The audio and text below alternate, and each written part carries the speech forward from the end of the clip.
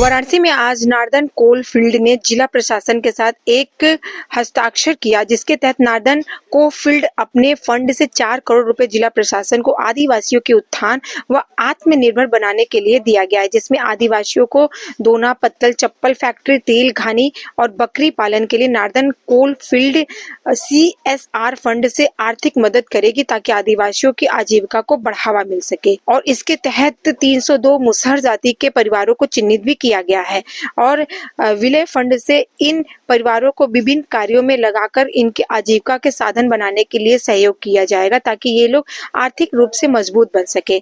आज इस कार्यक्रम में नार्दन कोल फील्ड के अधिकारियों सहित शहर के मेयर और जिले के मुख्य विकास अधिकारी हिमांशु नागपाल और मेयर अशोक तिवारी यहाँ पर उपस्थित थे।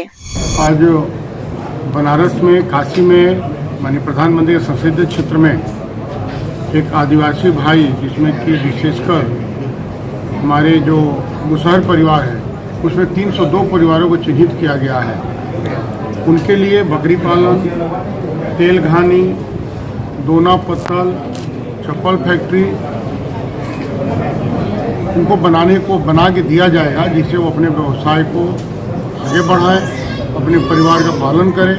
और ये जिला प्रशासन और नार्दन कोल फील्ड के द्वारा ये एग्रीमेंट हुआ, जिसमें कि नार्दन कोल फील्ड ने 4 करोड़ का CSR फंड दिया है। सर, बात की जाए तो जिस तरह से वनवासियों के लिए ये योजना कितना कारगर साबित होंगी?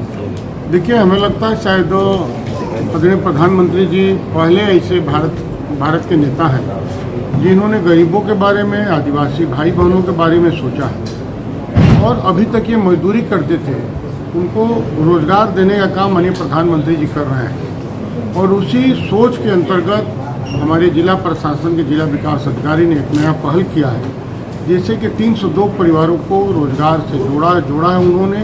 और 3,500 पूरे हमारे जिले में 3,500 मुसहर परिवार है। आगे भी यानी जो योजनाएं उनको जोड़ा जाएगा। प्रधानमंत्री जी का और माननीय मुख्यमंत्री जी का जो हमेशा अंत्योदय का एक कार्यक्रम और उनका नारा बना रहता है कि जो समाज में सबसे आर्थिक रूप से पिछड़े हमारे लोग हैं उनके जीवन उत्थान के लिए कार्य किए जाएं।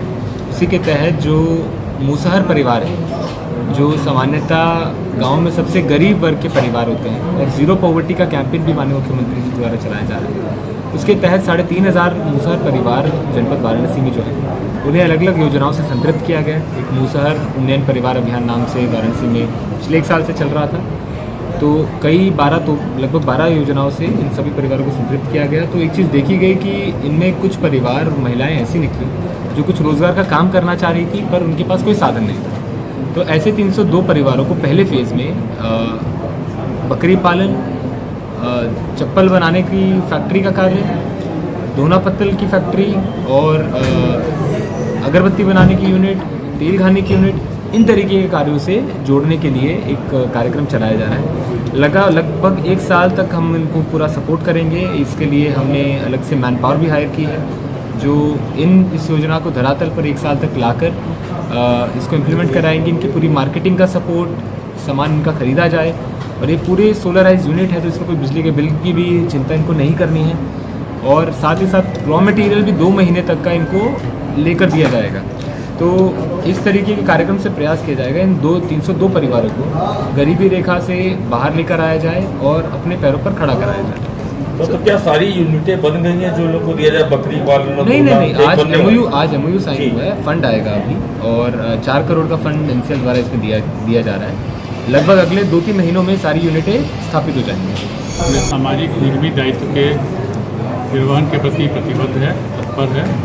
इसी तारतम्य में CDO वाराणसी के द्वारा ये प्रस्ताव हम लोग के पास प्रेषित किया गया, जिसमें कि 302 मुसहर परिवारों के आजीविका संबंधी उत्थान के लिए संबंधित यह प्रस्ताव था, जिसे हमारे कोल मंत्रालय ने इसे उचित पाया और उनके दिशा निर्देश में और हमारे NCL के शीर्ष प्रबंधन के मार्गदर्शन में हम लोग यहाँ तक पहुँचे हैं।